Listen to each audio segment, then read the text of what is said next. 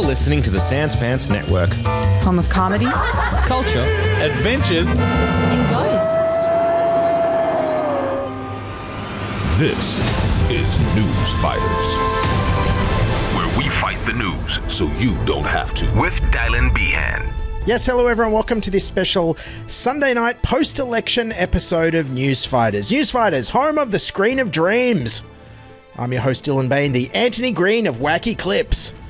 Of course, tonight, the big story that's made shockwaves around the world. The World Health Organization has confirmed 100 cases of monkeypox in a dozen countries. No, not that story. This story. Change at the top, down under. It appears the Labour Party will form Australia's new government. Australia is getting a new Prime Minister. Conservative Scott Morrison is unseated after his party loses several seats. Incoming Prime Minister Anthony Albanese promises to unite the nation after ousting the long-standing Conservative government. And speaking of overseas, nobody's happier than the French, it seems. The outgoing Foreign Minister of France was rejoicing, still fuming over Scott Morrison's call to rip up that French submarine deal, a move he called notorious incompetence. La défaite du Premier ministre Morrison me convient très bien. The translation, Scott Morrison's defeat suits him well. Anyways, in the end, it seems that Labor's ambitious election agenda resonated with voters. What was that agenda again? Give us a crack. While the election message from Morrison and the Liberals in the dying days of their campaign, "You hate me but vote for me anyway," didn't seem to work at all. You may not like everything we've done. You may not like me that much. But that's not the point.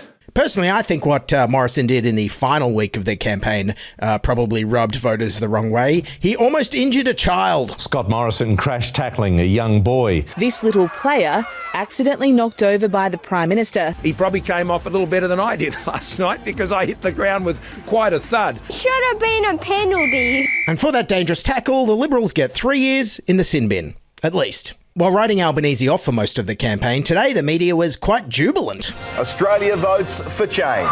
A political earthquake. Anthony Albanese to be sworn in tomorrow as the 31st Prime Minister of Australia. And you are waking up to the news that Anthony Albanese has been elected the 31st Prime Minister of Australia. The voters have spoken and they've spoken loud. Yes, the voters have spoken loud. But what exactly did they have to say to the major parties? The primary vote tells a deeper story, the decline of both major parties, the worst result by Conservative forces since Federation, and Labor remarkably going backwards on its last dismal result to post its worst number since 1934, which means it was not the first choice of nearly 7 out of 10 voters. Preferences are what's pushed Labor to victory here. The two-party preferred swing at the moment is 3.5% to Labor, putting them ahead 52 to 48%. In fact, not too far off where the polls had suggested. Yes, that's right. Labor's primary vote has gone backwards, but somehow they've won the election, which means the real winner of this election was preferential voting. And yes, Anthony Albanese, what was the percentage of the two-party preferred swing again? I think it's 5.4. Sorry. I'm not sure what it is. Close enough. You won anyway. And weren't the voters enthusiastic to be out voting for their favourite parties on Saturday? Two leaders that couldn't row a boat without tipping it over. Not one of them are even looking at doing anything to help anyone. No, it's not only the current government, it's all parties. They're not that great when you look at the quality of the people there. There's too many politicians. I'm only interested in one victory today, and that's Dragons later on the Savo. Just got to get in and vote. It's a democratic requirement. Honestly, I'm just here to vote, so I don't get fined. Yes, all those people sounded like they really didn't want to be out voting, just like Channel 10's Peter Van Onselen, who forgot to vote. And done for us, which is fantastic. Sandra, I just realised I forgot to vote. What? Yeah, I have to pay the fine. Anyway, it doesn't matter. Yes, when it came time to pick a side this election, Channel 10's Peter Van Onselen chose the side of crime. Meanwhile, all the people at the polls who admitted to voting Liberal sounded super enthusiastic for their ambitious policy agenda. I'm not that political, to be honest with you. Not that political? No. How are you going to determine who you're going to vote for? I usually vote Liberal. I voted for Liberal. And why is that? I don't know. They're already in now. Might as well keep them. I voted for Liberal. Who would you vote I also voted for Liberal. Yeah. But that's just because my family's voted for them. That's the same with me. But of course, the main reason most Australians show up to the polls on Saturday isn't to vote. No. It's to get a delicious meat sausage.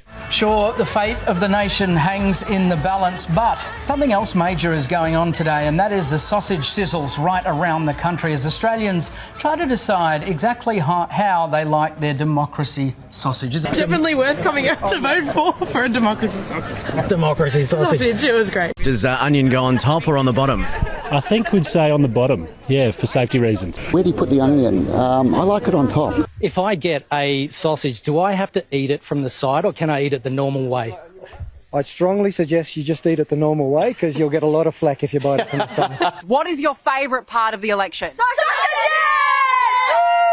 But it wasn't just sausage lovers winning out this election, it was also the Greens and independents. And there'll be a powerful crossbench with voters putting more independents and Greens MPs into Parliament than ever before. And for the Greens, their best election result ever. The big winners of the night were the Teal Independents and the Greens, who will lift the number on the crossbench in Parliament from 6 to a likely 15. This election didn't just change a government, it was a green slide. Wow, hard to believe a country that's been constantly either on fire or neck deep in water for the last 3 years finally voted for more action on climate change. But there you go. And of course, according to Clive Palmer, this election result means we're in for an economic apocalypse. Obviously, a big emphasis will now be on climate change. What does that mean for business?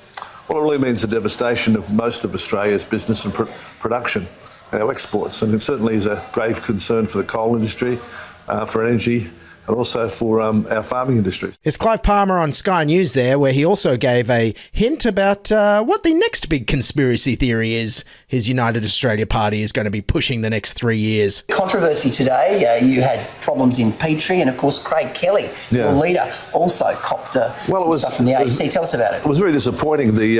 Some of the AEC officials took home the votes with them when they went home to their house. And we're playing around with them. We've got it all on video, and our candidate followed them home. So it's a bit of a worry when you think the AEC is tampering with votes. Yes, of course Clive Palmer's going to say the election was stolen from him. He spent $100 million and all he got is a bunch of crappy billboards that always got graffitied over. Now onto the election night TV coverage, and as always, there was a lot of live crosses with bad audio. Look, this is the best outcome we've... So you want the IFB to go to my phone? Tomorrow. Like many elections, as we've seen... Politics that said they, a refugee on... Unfortunately, we're having a very bad audio issue there with Trent Zimmerman, so we can't hear what he was saying. And you can tell the results were more or less unexpected because even Anthony Green got flustered, even more than usual. Let's go over to Anthony Green, who can take us through some of the results in Queensland. That's news to me, sorry. We'll factor in a few more... Sorry, I hit the wrong button. It's the first time all night I've hit the wrong button, but there you go. Currently, the Greens are on track to win Richmond. No, that's not correct. Actually, well, goal. I think there's been some confusion here.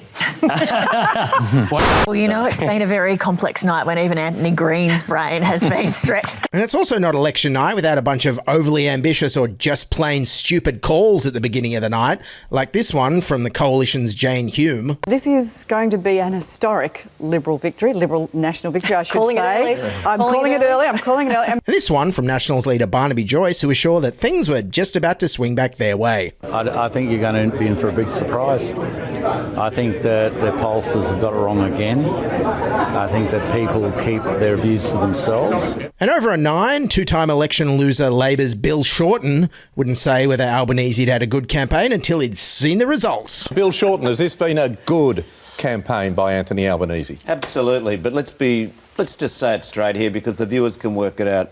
What defines a good campaign is if you win or lose.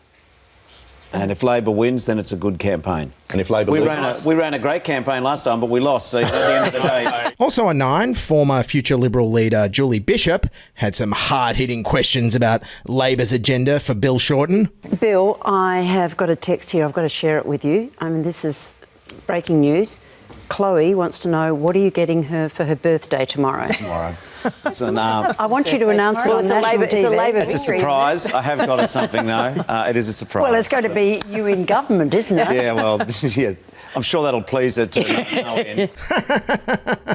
If your wife hates you being a minister, why does she marry you? This doesn't sound like it's going to work, Bill Shorten. Meanwhile, over on the ABC, former future Labor leader Tanya Plibersek seemed somewhat deflated that Albo seemed to be winning. Tanya, what are you thinking? Yeah, look, there's still quite a few on our too close to call list, so... You could probably say yay. I'm feeling so much gay inside. I can't tell you how much gay there is in here. Just trying not to get ahead of ourselves. Yes, you can just see her dreams of Tanya 2025 flying out the window. And over on Channel 7, they hired Christopher Pyne to be on their panel for some reason, who, as always, just talked complete nonsense filler to fill in the airtime. I mean, I kind of thought you might, with the Greens, have the majority in the Senate, but I don't think that's going to happen.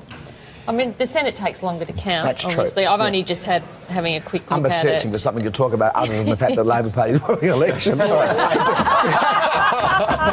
deflection there, Chris Pine. And it wouldn't be election night without some truth bombs, and the best one was from Simon Birmingham over on the ABC, who threw Scott Morrison's captain's pick of transphobic candidate Catherine Deeves under the bus. You think she should have been disendorsed? Well, it would have been far preferable if she'd not been endorsed in the first place. Should she have been disendorsed? In hindsight, yes, because that would have cauterised the issue during the campaign.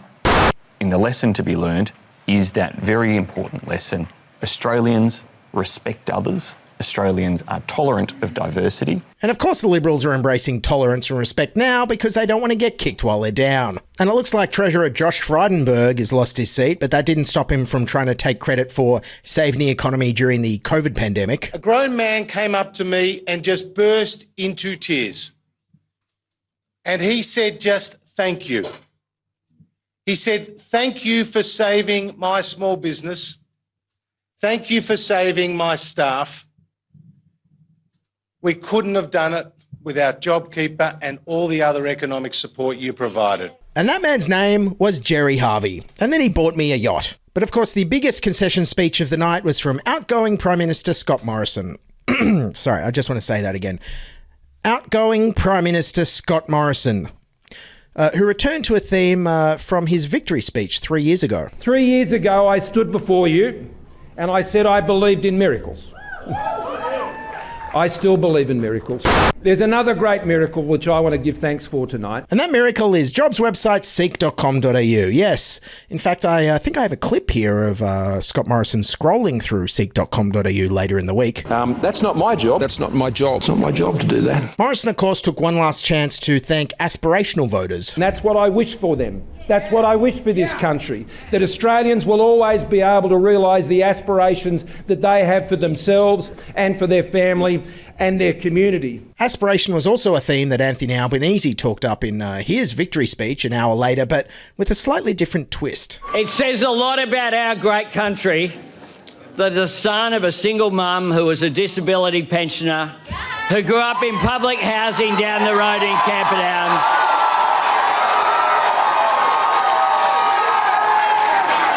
can stand before you tonight as Australia's Prime Minister. And I hope there are families in public housing watching this tonight. Because I want every parent to be able to tell their child, no matter where you live or where you come from, in Australia the doors of opportunity are open to us all. I want to find that common ground where together we can plant our dreams. To unite around our shared love of this country, our shared faith in Australia's future, our shared values of fairness and opportunity, and hard work and kindness to those in need. Wow, after 10 years of Liberal government, I'm used to aspiration just being like tradies wanting a third investment property. I'm not used to it applying to everyone, Albo. This is going to take a bit of getting used to. And after Albanese's very inspiring aspiration and opportunities for everyone speech, Liberal Senator Holly Hughes on 10 was like, boo. What do you think of our new Prime Minister? Well, not much, and I must say that. And I didn't think much of it before him. I didn't think much of him before tonight, and I'm yet to see something that makes me think any more of him. He's got 3 years now to prove to the country that he will be across his briefs. He'll remember the detail. He'll represent the country so that we can be proud. Geez, a simple congratulations would have sufficed. Can someone tell Holly Hughes the election campaign's over and she can actually stop attacking her opponents for 5 seconds, if that's okay? So with Morrison stepping down and Josh Frydenberg gone, what's next for the Liberal Party? Josh Frydenberg's loss almost guarantees Peter Dutton will take over as the next Liberal leader. Former Defence Minister Peter Dutton is the early favourite to become opposition leader. Yes, but Peter Dutton actually sounded kind of excited for Albanese winning. We have incredible days ahead of us. And so what can we expect from the coalition in opposition? Well, according to National Senator Matt Canavan, they actually need to go more hardline and right-wing and denialist on climate change. When we make climate change an environmental issue, as we have done by signing up to net zero, we lose, including in inner city seats. When we make it an economic issue, which we did in 2010, 2013 and 2019, we win, and we also win in the inner city seats. Because once you surrender to the Greens and say, yeah, net zero is the right destination, then you're just arguing about the timing. Meanwhile, over on Sky News, Rowan Dean reckons that the reason the coalition lost because they were too left-wing. We will see our living standards crushed, our livelihoods damaged, our cultural institutions devastated, our kids' future prosperity decimated because, despite every warning we gave you, Scott Morrison and the bedwetters betrayed their Conservative base, and then they all lost their seats. Yes, of course, that's exactly what happened. And then the day after the election, Scott Morrison had some guests over to Kirribilli House for some commiseration drinks, and you'll never guess what they were. Wife Jenny was looking more upbeat, appearing with a tray of margaritas. Yes, even in moments of loss, his heart is still in Hawaii. And so with hypocritical, lying, two-faced, worst Prime Minister in my lifetime, Scott Morrison, stepping down, I know what you're asking. Is there going to be any comedy in the leadership of Prime Minister Anthony Albanese? Well, I'll let the clips speak for themselves. What we see is a foreign policy failure on our doorstep. The bloke's a tool. This has been fully costed by the parliamentary This government couldn't run a choco vine up a back fence. Under Scott Morrison, we'll meet them on the beaches, we'll meet them on the phone hookups. That's his idea of war footing. In America, they devote a rock formation to their presidents at Mount Rushmore. If they were going to devote a rock formation to this mob, it would be called the Bungle Bungles. Alrighty everyone, that's Newsfighters for today. Thanks so much for listening. I hope you enjoyed the show. That's the election done, and that's Newsfighters done for a little while. I'm actually taking a break and the show is going on hiatus. I'm going to be rolling out best ofs and repeats in the podcast feed. But if you'd like the show to come back in a sustainable way, I'd like to hear from you about what you like about the show and what works and what doesn't. So I've set up an anonymous survey and the link is in the show notes, and it'll also be on our social media. So feel free to weigh in and tell me what I should do with this thing I've also spent 3 years doing and now I don't know what to do with, a bit like Scott Morrison with the Prime Ministership. Anyways, that's it for now. There's going to be a bonus election wrap episode on the Patreon for our Patreon supporters. You can buy me a coffee at buymeacoffee.com/newsfighters.